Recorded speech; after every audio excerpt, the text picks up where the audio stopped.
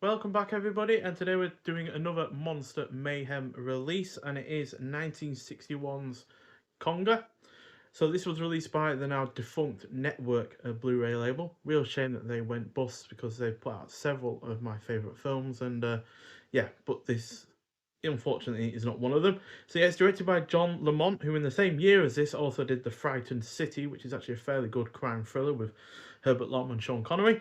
But this again is obviously a monster film, clocks in at 90 minutes long. Stars like some Michael Gough, who I've seen in 20 other films. Most well known for a lot of people probably for his stint as Alfred in 4 of the Batman films from 1989 to 1997, but he was also in the 1958 version of Dracula, The Small Back Room, The Man in the White Suit, and Horrors of the Black Museum. And finally got Jess Conrad. He was in the Assassination Bureau later in the decade. So yeah, not exactly a stacked cast in terms of people I've seen before, but Michael Gough is, yeah, still a pretty good one. And yeah, it's about Dr. Decker, who returns from Africa after a year in which he was presumed dead.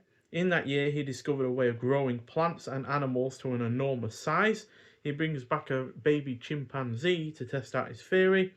As he has many enemies at home, he decides to use his chimp, Konga, to get rid of them. So, I've seen several similarly low budgeted films that were released around the same time as this. It's apparently cost about $500,000. But apart from a few positive elements, this continues to be an overall disappointment.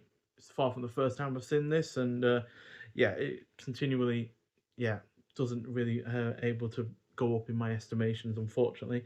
Now, sure, it has a good cast and some entertaining scenes, most of which are largely unintentionally funny, but none of that comes close enough to being able to make up for the slow pacing, really rather poor effects. So, yeah, there's some effects that have clearly been added in after the fact, and you can tell that the when they're growing the chimpanzee, it just looks really really cheap. And then even though the suitmation kind of stuff when he's a normal sized gorilla and then turns into a large one looks okay enough, and there's a one decent miniature with a building being destroyed that Conga destroys himself.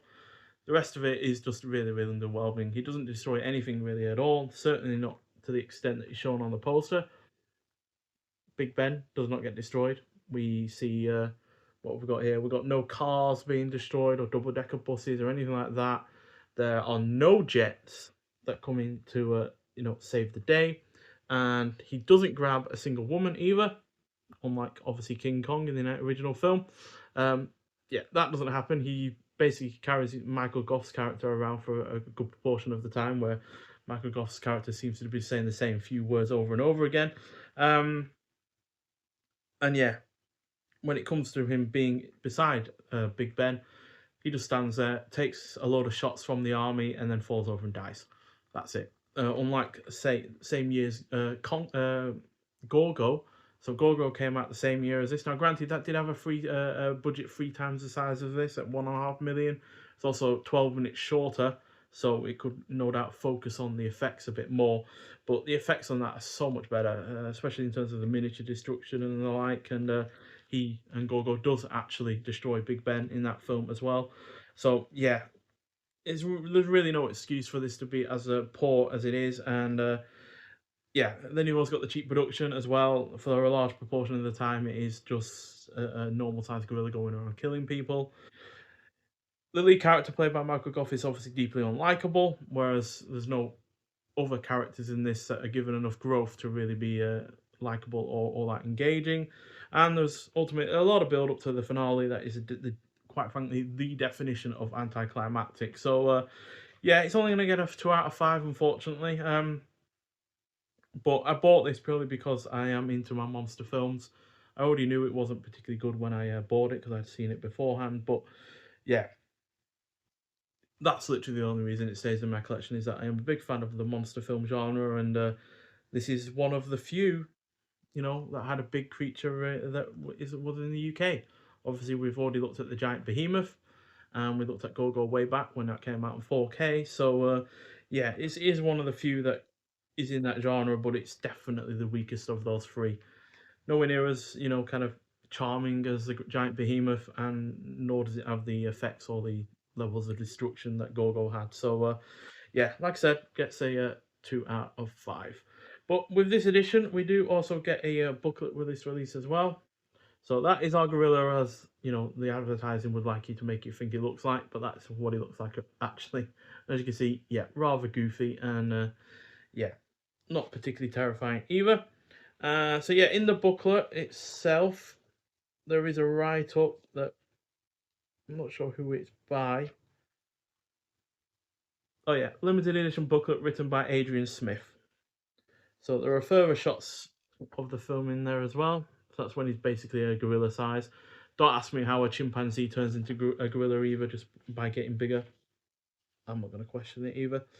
And then there's a couple of like promo elements in the back of the booklet as well. And in terms of the disc itself, it's in 1080p, 166 to 1 aspect ratio, whereas the special features are 178 to 1 aspect ratio. Mono sound, English language English language audio, and English subtitles as well for the deaf and hard of hearing. Region B only, so if you live in the likes of America, you will need a region 3 Blu-ray player. And in terms of extras, you've got theatrical trailer, US titles, brand new, well, I'll say brand new for the time that this came out, which was, I believe, it's not saying, hang on, 2022, so not super old Blu-ray, but brand new for the time was an interview with actor Jess Conrad. It also got image galleries as well. So, yeah, decent enough release in of itself, but, and yeah, certainly in terms of the 1080p presentation and the sound, it's fine, but yeah, you have to go into this not expecting any of this to happen. He knocks down one building, and that's the building that he literally lives in, and then that's it. So, yeah, a real underwhelming effort, to be honest, and I can imagine audiences at the time were also deeply underwhelmed because, yeah, the poster is great. I really, really do like the poster. I'd love a big version of that, but it's quite frankly selling a film that isn't there.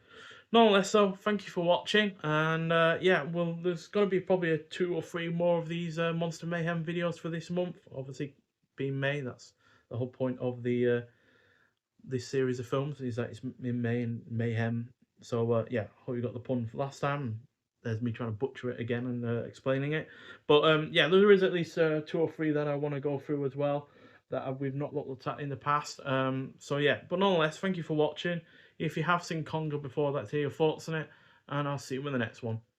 Bye.